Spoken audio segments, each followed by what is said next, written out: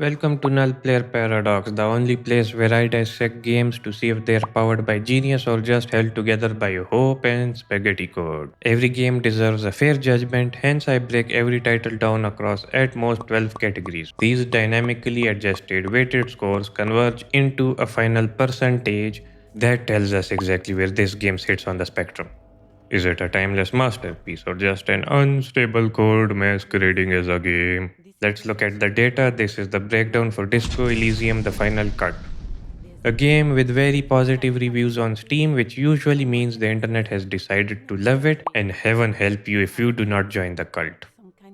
Pay the entry fee of one like or one sub because I need the validation and you need the content. So let's get on with the show now. The bridge. The canal bridge leads to the coast, but it's broken, I think.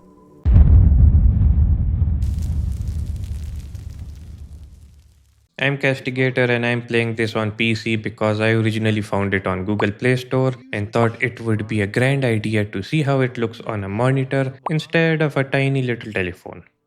It is a role playing game developed and published by Zaom Studio. It came out on October 15 in the year 2019.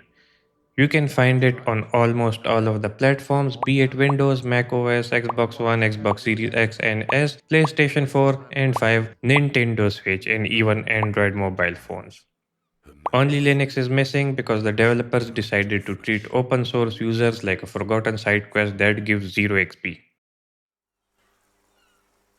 Well, that proves nothing. Anyone could do an easy deduction like that. The performance is a bit of a mixed bag of candy and gravel. It generally runs as smooth as a polished stone, but then it hits an autosave and the frame rate drops like my confidence at a social gathering.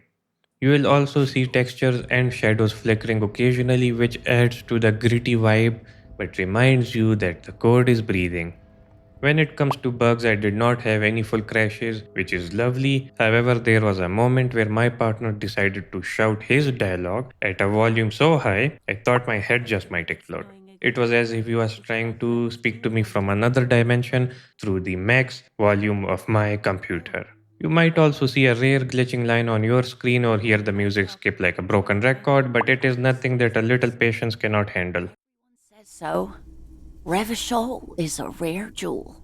This city used to rule the world. If you enjoy the feeling of being slightly out of control of your own limbs, you will love the movement here. Controls are simple and easy to get into, which is good because they are also incredibly finicky.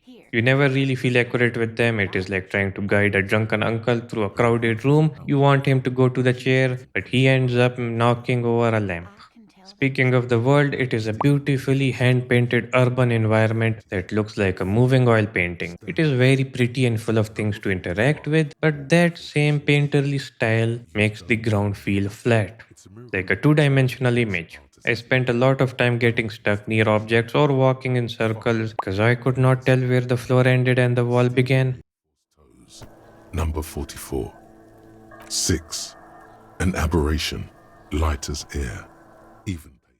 The story is where this game really tries to take you home. It is an intriguing start where you wake up in a trashed hotel room with no memory and a substance abuse problem. It is full of twists and turns that keep you engaged, though it definitely has its highs and its lows.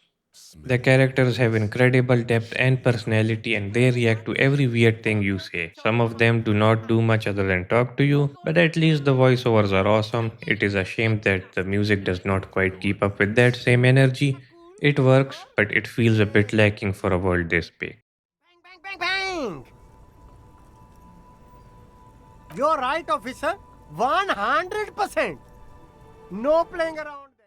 If you are enjoying this breakdown of a detective with a ruined brain, please take a moment to subscribe to the channel and turn on notifications so you do not miss my future judgments. Boring story, officer. The gameplay is mostly reading, which is great if you like books, but less great if you wanted to actually do things. You spend a lot of time going in circles and looking at text. Once you have explored an area, there is not much left to do, which makes the world feel a bit empty after the initial wonder wears off. However, the customization is actually quite brilliant. You can dress your character up in all sorts of gear, and every item of clothing has stats that change how you think and act. It is like being a fashionista where your hat makes you better at logic. It makes you feel like a proper detective, even if that detective is a complete disaster.